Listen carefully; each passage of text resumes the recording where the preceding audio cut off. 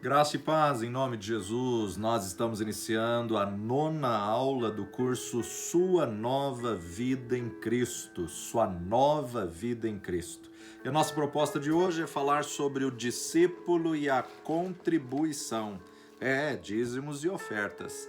A contribuição é mais do que um ato financeiro, mas sim a forma de demonstrar onde estão os seus verdadeiros valores. Desde que a humanidade foi criada, Deus estabeleceu limites ao homem para provar a sua obediência, a sua dependência e a sua fidelidade. Deus criou o universo, Deus criou a terra, Deus criou um jardim e no jardim um Éden, um paraíso, e Deus disse ao homem: de todas as árvores comerás livremente, mas da árvore do conhecimento do bem e do mal, dela não comerás, porque no dia em que dela comerdes, certamente morrerás. Vamos conferir isso na Bíblia? Gênesis capítulo 2, verso 16. Gênesis 2:16, e ordenou o Senhor Deus ao homem, dizendo: de toda a árvore do jardim comerás livremente, mas da árvore da ciência, do conhecimento do bem e do mal, dela não comerás, porque no dia em que dela comerdes, certamente morrerás. Havia uma prova de fidelidade, havia um limite, havia algo no jardim que não era do homem. Havia algo no jardim que tinha que provar a obediência, tinha que provar a submissão. Deus é o Criador, mas não só o Criador. Ele é dono, ele é proprietário de toda a terra e ele é doador de todas as bênçãos. Olha o que o salmista vai nos dizer no Salmo 24, versículo 1.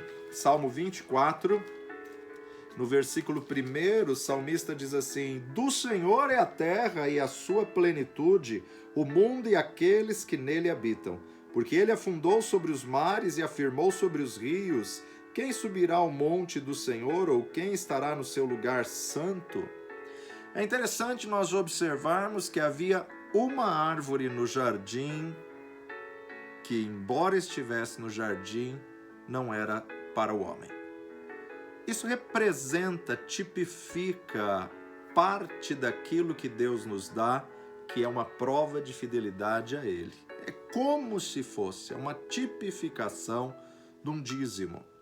Muitas pessoas ficam discutindo se dízimo é lei ou se dízimo é graça, se é para os nossos dias ou não é para os nossos dias. Na verdade, não é lei nem graça, dízimo é princípio de Deus. E o princípio de Deus transcende a lei. Abraão viveu 500 anos antes da lei ser estabelecida em Moisés e Abraão já dizimava. Não só dízimo em Abraão, mas desde Gênesis nós vemos o sacrifício sendo estabelecido para cobrir a vergonha de Adão e Eva, devido ao pecado. Então dízimo não é coisa da lei e muito menos da graça. Dízimo é um princípio de Deus. É uma das formas de demonstrar o seu amor e o seu reconhecimento do que Ele é e do que Ele representa na sua vida. De acordo com os ensinamentos do Antigo Testamento, o dízimo pertence ao Senhor. E o ato de devolver a Ele se reconhece que Deus é o dono de toda a terra e de todos os seus frutos. A fidelidade aos dízimos se torna não só uma responsabilidade, mas um privilégio de poder contribuir para a expansão do reino, para a expansão do evangelho. O primeiro registro de dízimo na Bíblia foi mencionado em Gênesis capítulo 14. Gênesis, o livro dos princípios, no capítulo 14, versículo 20, nos diz assim: e bendito seja o Deus Altíssimo, que entregou os teus inimigos nas tuas mãos e deu-lhe Abraão o dízimo de tudo. Abraão pagou o dízimo a Melquisedeque. Porém, o fato de Abraão honrar a Deus devolvendo os dízimos ao sacerdote Melquisedeque nos mostra que o conceito de dízimo já existia bem antes desse período patriarcal. E, na verdade, Abraão não pagou o dízimo de produtos que a terra gerou ou das crias que os rebanhos deram, mas sim do despojo da guerra. Aliás, esse era um costume também observado nos tempos antigos, que o escritor de Hebreus vai registrar em Hebreus capítulo 7. Hebreus capítulo 7, versos 1 e 2 nos diz assim: porque este Melquisedeque, que era rei de Salém e sacerdote do Deus Altíssimo, e que saiu ao encontro de Abraão quando ele regressava da matança dos reis e o abençoou, a quem também Abraão deu o dízimo de tudo. E primeiramente por interpretação, rei de justiça, e depois também rei de Salém, que é rei da paz. Então veja só, 500 anos antes da lei ser entregue, ser estabelecida a Moisés, isso já era uma prática natural. Porém, a lei, ela formalizou o dízimo. A lei, ela sistematizou a prática do dízimo, como também das ofertas. E os profetas, eles pregaram a necessidade da observância no dízimo e na oferta. Na lei, esse valor era destinado à manutenção da adoração, do sistema religioso e também de benefício aos pobres da comunidade judaica. Já no Novo Testamento, o próprio Senhor Jesus Cristo reforçou o conceito do dízimo como um ato de fé que produz obediência voluntária aos preceitos divinos. Antes de ser uma mera obrigatoriedade, é um ato de generosidade cristã, que faz parte da lei do amor do homem para com Deus. Mas o dízimo também é um ato de fé nas promessas de Deus. O dízimo é uma forma de demonstrar sua gratidão pelas bênçãos decorrentes da salvação. Olha só, Levítico capítulo 27, livro do Pentateuco, Levítico capítulo 27, versículos 30 em diante, nos diz assim, verso 28, não há resgate para as coisas consagradas. Todavia, nenhuma coisa consagrada que alguém consagrar ao Senhor de tudo que tem, de homem ou de animal ou de campo da sua possessão, se venderá e nem resgatará. Toda coisa consagrada será uma coisa santíssima ao Senhor. Toda coisa consagrada que for consagrada do homem não será resgatada, certamente morrerá. Também todas as dízimas do campo, da semente do campo, do fruto das árvores, são do Senhor, santas são ao Senhor. Porém, se alguém das suas dízimas resgatar alguma coisa, acrescentará o seu quinto sobre ela. No tocante a todas as dízimas de vacas e de ovelhas e de tudo que passar debaixo da vara, o dízimo será santo ao Senhor. Não esquadrinhará entre o bom e o mal e nem o trocará, mas se alguma maneira o trocar, o tal e o trocado serão santos, não serão resgatados. Estes são os mandamentos que o Senhor ordenou a Moisés para os filhos de Israel no Monte Sinai. Aqui nos mostra que o dízimo pertence ao Senhor.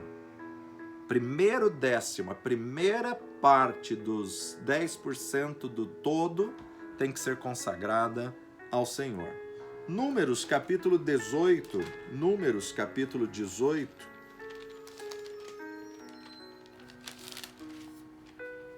versículos 21 em diante nos diz assim: e eis que os filhos de Levi tenho dado todos os dízimos em Israel por herança.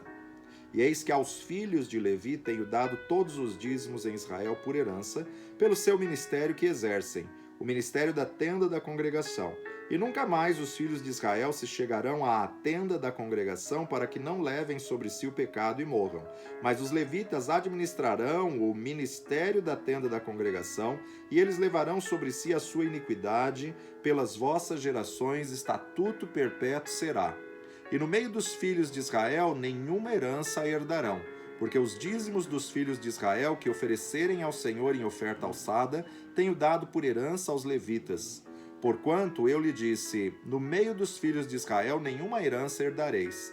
E falou o Senhor a Moisés, dizendo, também falarás aos levitas e dir-lhe-ás, quando receberdes os dízimos dos filhos de Israel, que eu deles vos tenho dado em vossa herança, deles oferecereis uma oferta alçada ao Senhor, o dízimo dos dízimos. E contar-se-vos-á a vossa oferta alçada como grão de areia e como plenitude do lagar.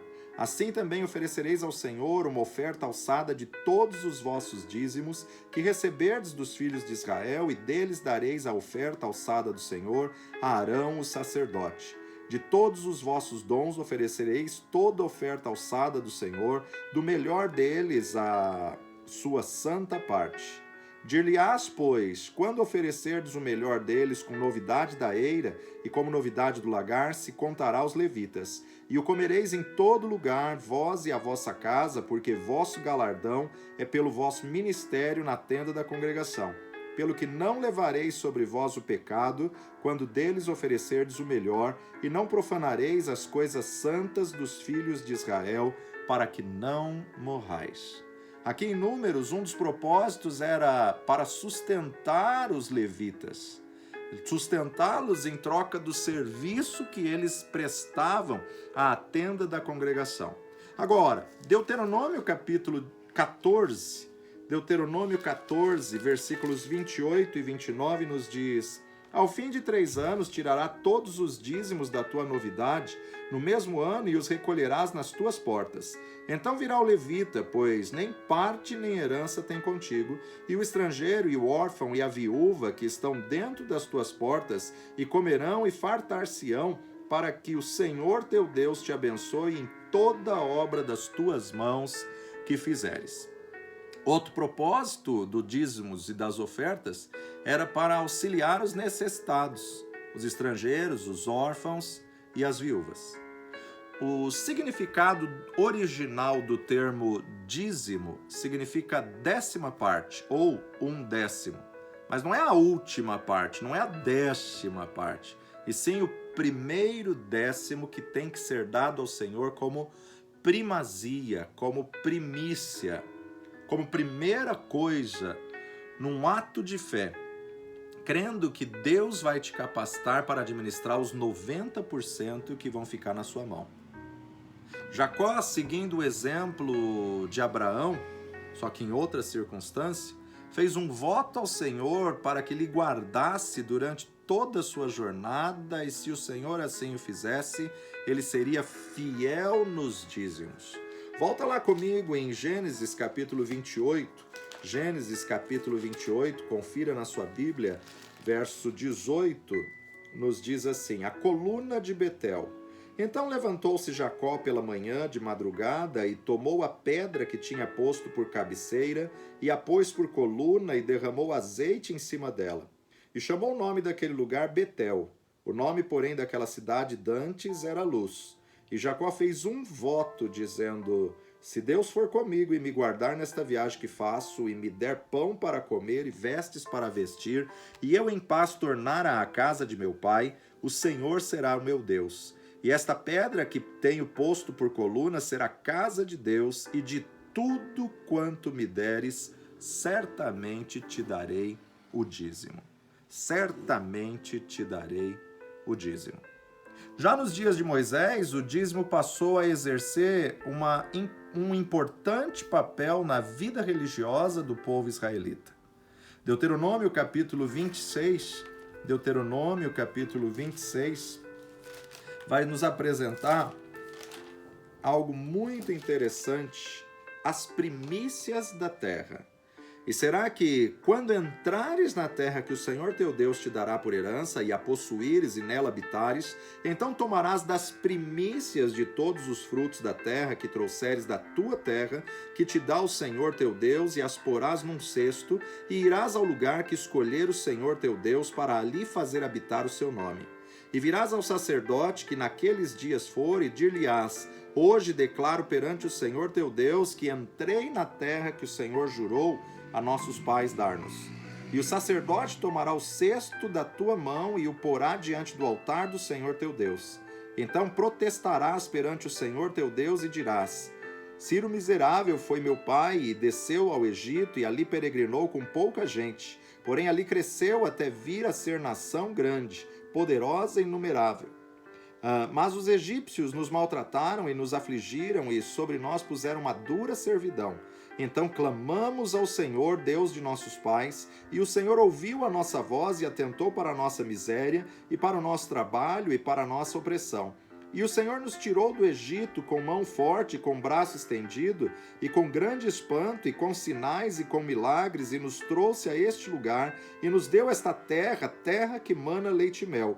E eis que agora eu trouxe as primícias dos frutos da terra, que tu, ó Senhor, me destes. Então as porás perante o Senhor teu Deus, e te inclinarás perante o Senhor teu Deus, e te alegrarás por todo o bem que o Senhor teu Deus te tem dado a ti e a tua casa, tu e o teu levita, e o estrangeiro que está no meio de ti. Oração daquele que deu os dízimos. Quando acabares de dizimar todos os dízimos da tua novidade, no ano terceiro, que é o ano dos dízimos, então a darás ao levita, ao estrangeiro, ao órfão e à viúva, para que comam dentro das tuas portas e se fartem.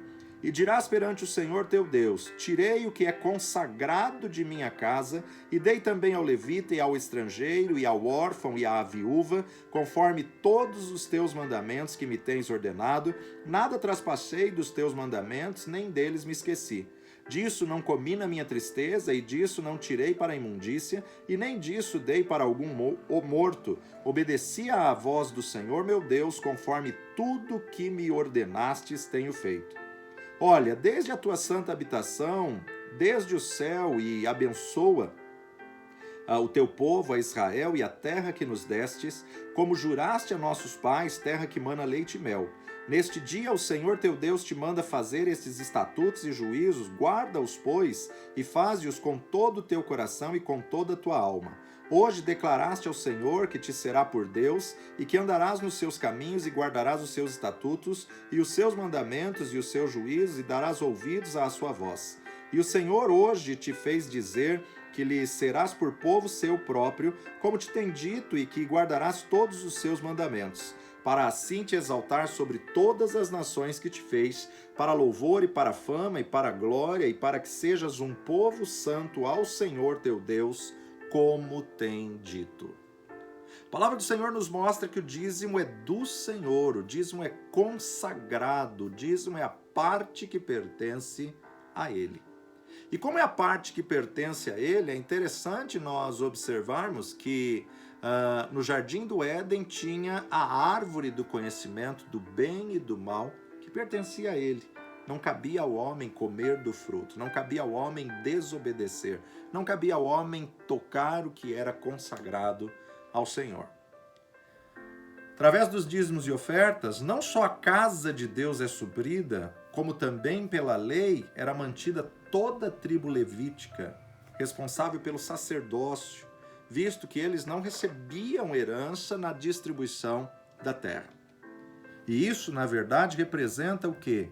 Para mantermos o serviço do templo, para mantermos a obra do Senhor, a casa do Senhor. Dízimo é um sinal de fé, mas também é um sinal de avivamento, que não ficou restrito só aos tempos do Antigo Testamento. O escritor da Epístola aos Hebreus, ele estabelece uma vinculação direta entre essa prática e o Novo Testamento. Quando ele menciona o fato de Abraão ter pago o dízimo de tudo ao sacerdote Melquisedeque. Inclusive, o mesmo autor de Hebreus afirma que Cristo, o sumo sacerdote, é segundo a ordem de Melquisedeque. Hebreus capítulo 5, verso 10, nos diz assim: chamado por Deus, sumo sacerdote, segundo a ordem de Melquisedeque. Quem? Jesus. Olha pelo versículo 8, Hebreus capítulo 5, verso 8. Ainda que era filho, aprendeu a obediência por aquilo que padeceu, e sendo ele consumado, veio a ser a causa da eterna salvação para todos os que lhe obedecem. Chamado por Deus, sumo sacerdote, segundo a ordem de Melquisedeque. Ora, isso quer dizer que se a ordem de Melquisedeque é a mesma, os deveres e os privilégios continuam também sendo os mesmos, sem alteração, e isso inclui o dízimo. Devolver ou pagar o dízimo, portanto, é dar sequência em Cristo ao sacerdócio de Melquisedeque. Assim como Abraão pagou o dízimo a Melquisedeque, honrou a Deus dando dízimo a Melquisedeque, nós somos descendências de Abraão. Então, nós observamos que Melquisedeque é uma tipologia, uma figura de Cristo. A Bíblia não apresenta o seu pai e sua mãe, a sua genealogia, não tendo princípio nem fim de vida, nem fim de dias, mas sendo feito semelhante ao Filho de Deus, como diz o próprio livro de Hebreus, capítulo 7, de 1 a 3. O sacerdócio de Melquisedeque era a figura do sacerdócio eterno de Cristo. Porque este Melquisedeque, que era rei de Salém e sacerdote do Deus Altíssimo, e que saiu ao encontro de Abraão quando ele regressava da matança dos reis e o abençoou, a quem também Abraão deu o dízimo de tudo, e primeiramente por interpretação, rei da justiça, e depois também rei de Salém, que é rei da paz. Sem pai, sem mãe, sem genealogia, não tendo princípio de dias e nem fim de vida, mas sendo feito semelhante ao Filho de Deus, permanece sacerdote para sempre. Sempre que o povo se encontrava fraco e afastado de Deus, o dízimo era negligenciado. Por isso que o próprio profeta Malaquias chamou aquela geração de roubadores de Deus, porque não pagavam o dízimo e não ensinavam as pessoas acerca do dízimo. Vamos conferir isso em Malaquias capítulo 3, verso 7 em diante. Não devemos roubar o Senhor e nem duvidar da sua providência e justiça. Desde os dias dos vossos pais vos desviastes dos meus estatutos e não os guardastes. Tornai vós para mim, e eu tornarei para vós, diz o Senhor dos Exércitos. Mas vós dizeis, em que havemos de tornar? Roubará o homem a Deus? Todavia vós me roubais e dizeis, em que te roubamos? Nos dízimos e nas ofertas alçadas. Com maldições sois amaldiçoados, porque me roubais a mim, vós toda a nação.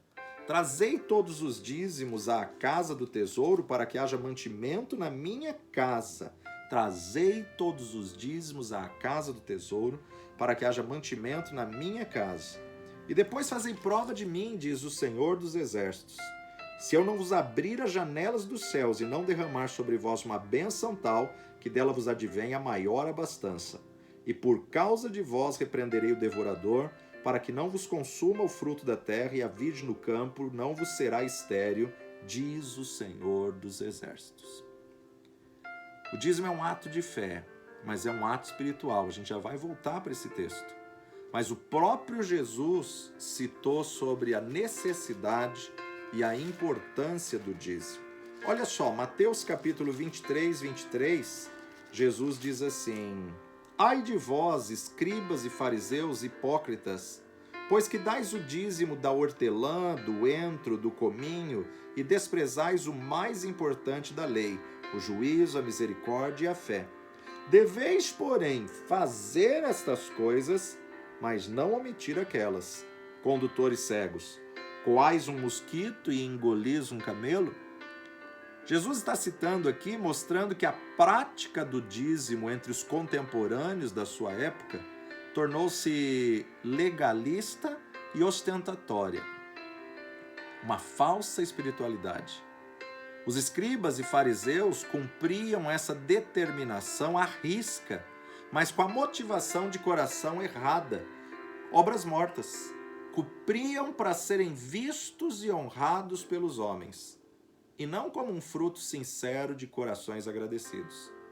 Era apenas aparência, nada além do que aparência.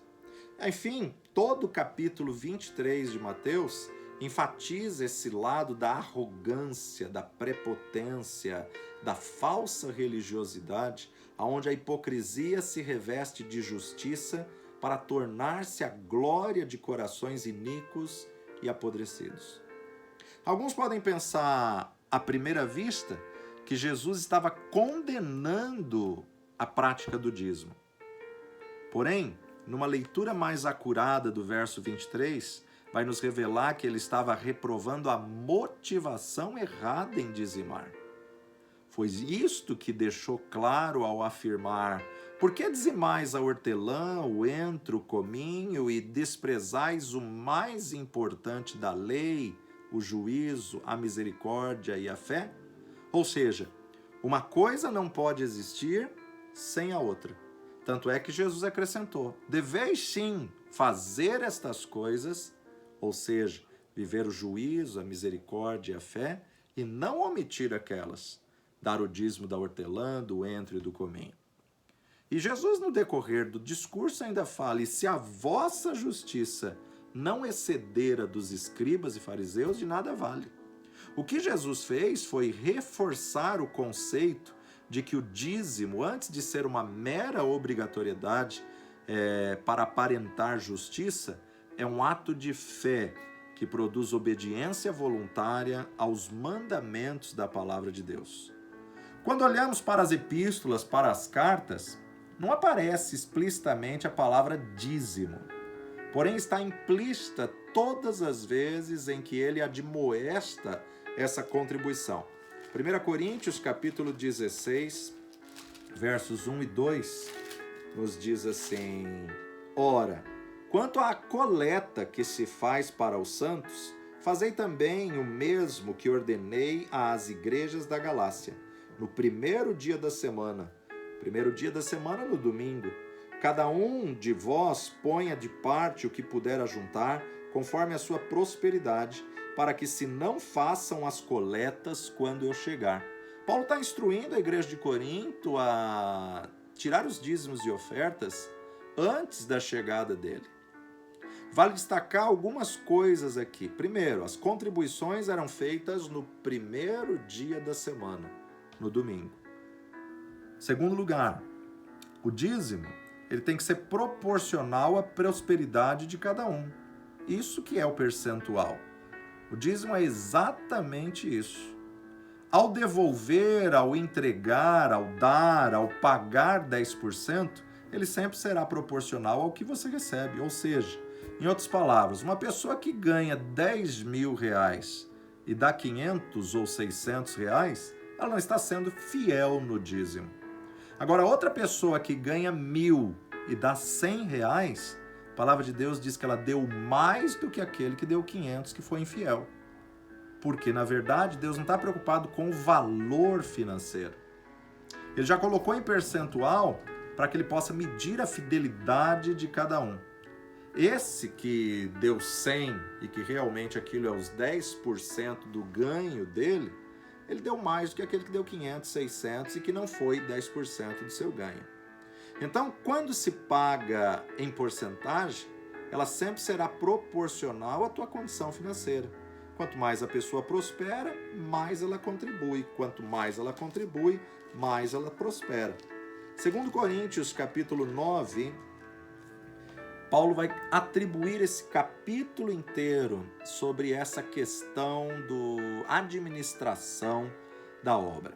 Paulo começa o capítulo 9 de 2 Coríntios dizendo: quanto à administração que se faz a favor dos santos, não necessito escrever-vos, porque bem sei a prontidão do vosso ânimo, da qual me glorio de vós, para com os macedônios, que a Acaia está pronta desde o ano passado, e o vosso zelo tem estimulado muitos. Mas enviei esses irmãos para que a nossa glória acerca de vós não seja vã nessa parte, para que, como já disse, possais estar prontos, a fim de, se acaso os macedônios vierem comigo e vos acharem desapercebidos, não nos envergonharmos nós, para não dizermos vós, deste firme fundamento de glória. Firme fundamento de glória.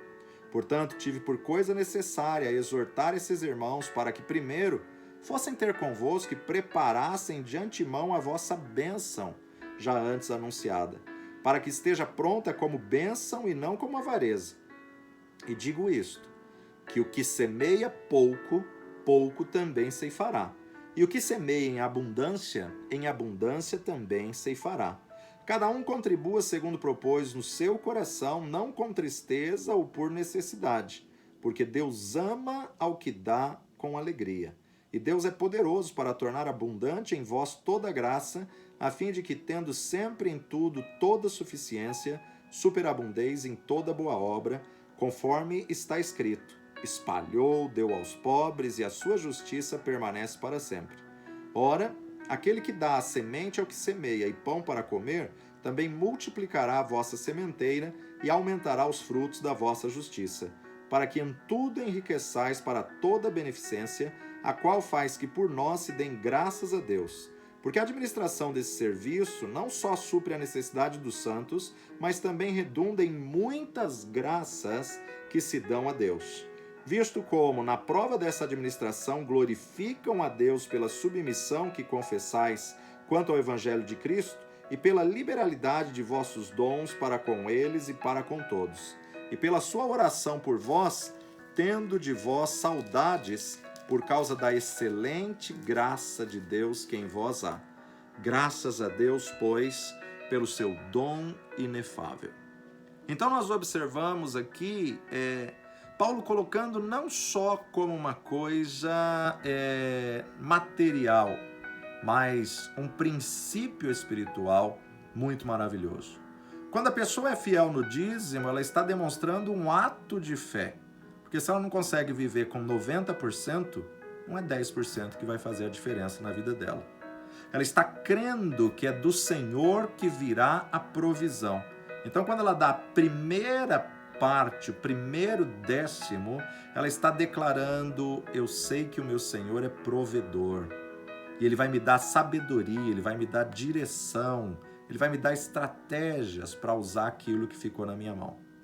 Honra ao Senhor com os primeiros 10%, inconscientemente ou até conscientemente, ele está dizendo: eu creio que o Senhor me abençoará e me dará sabedoria para administrar os 90% que vão ficar em minhas mãos. O dízimo ele é direcionado para a manutenção e expansão da obra. Aluguel, água, luz, telefone, internet, limpeza, funcionários, investimento no reino, as viagens missionárias, Bíblia, folheto, pregação, propagação, ministério infantil, tudo gasta.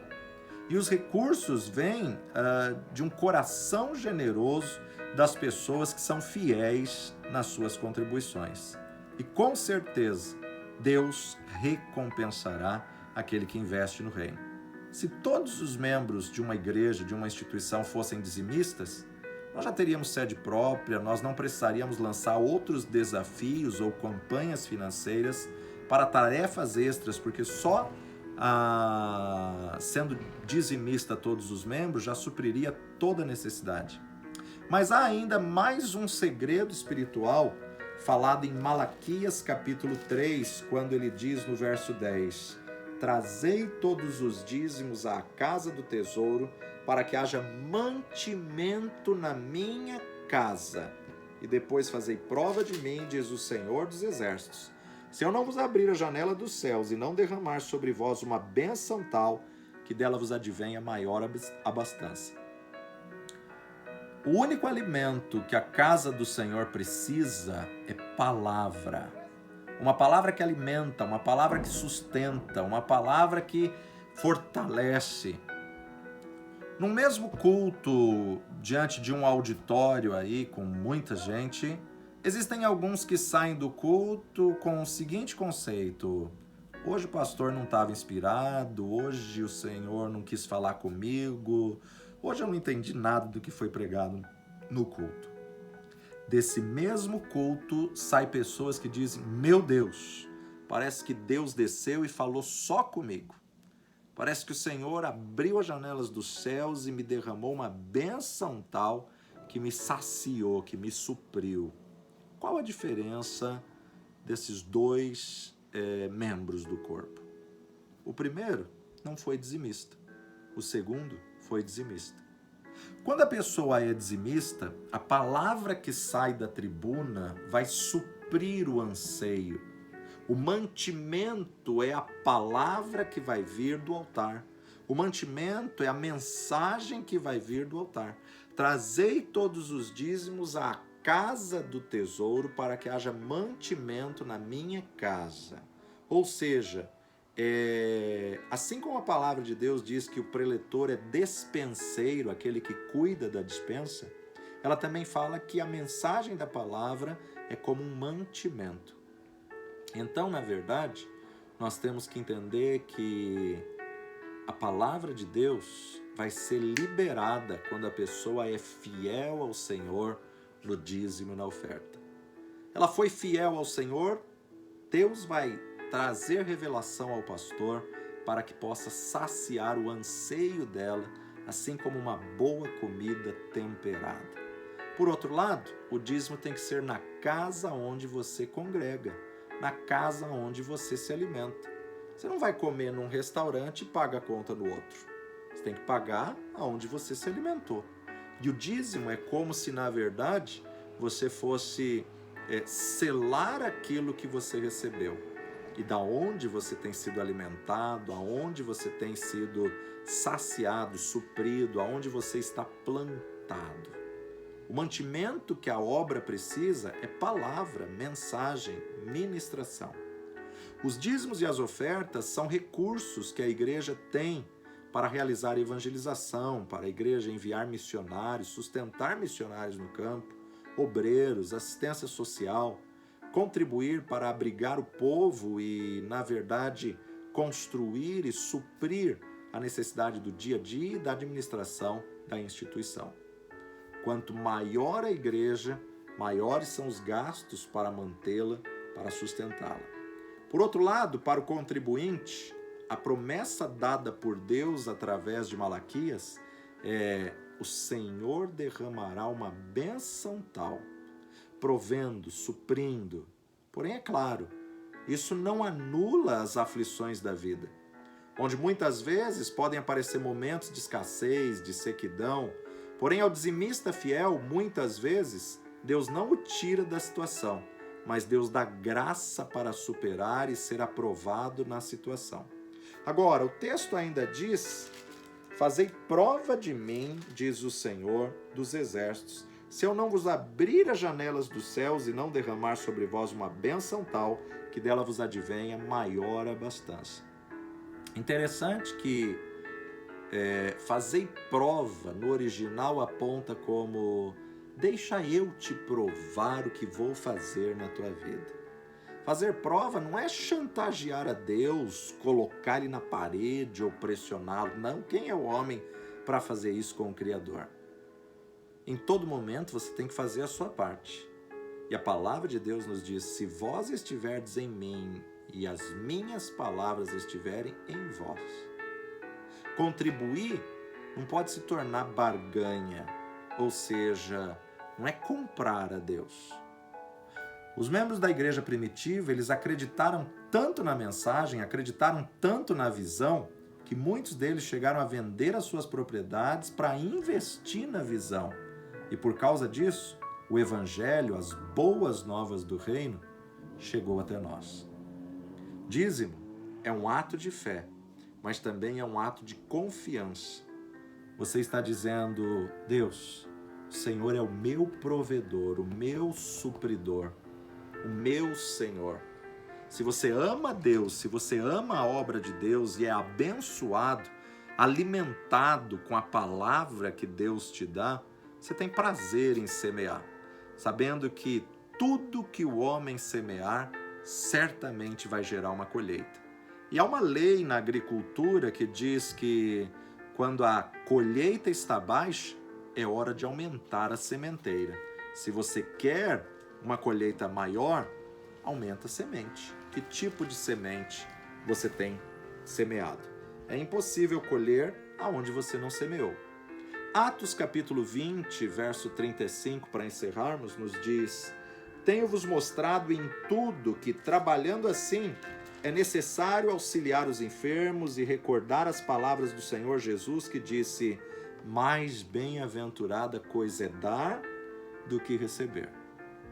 Antes da lei, o dízimo era um ato proveniente da espontaneidade, baseado na gratidão. Com a lei, passou a ser uma obrigação moral, um tipo de tributo permanente ou um imposto pago para a conservação e manutenção do governo sacerdotal instituído por Deus. Porém, hoje, na graça, precisamos resgatar alguns valores esquecidos, tais como gratidão, generosidade, abundância, obediência, lealdade, que são elementos imprescindíveis para que o homem não desumanize ou descaracterize como imagem e semelhança de Deus. Ele é Deus, Ele é Senhor, Ele é digno de tudo que a gente tem. Quando você o ama, você não está preocupado com 10%. Você quer entregar tudo que Ele te deu, porque Ele é o motivo e a razão da tua vida. Pai de amor e Deus bendito, graças te damos por mais uma aula, pela tua palavra que nos guia a toda verdade. Que o teu Espírito testifique em cada espírito, testifique em cada coração a tua vontade, boa, perfeita e agradável, no precioso nome de Jesus. Deus te abençoe e até a próxima aula, onde estaremos entrando sobre Espírito Santo de Deus. Que Deus te abençoe.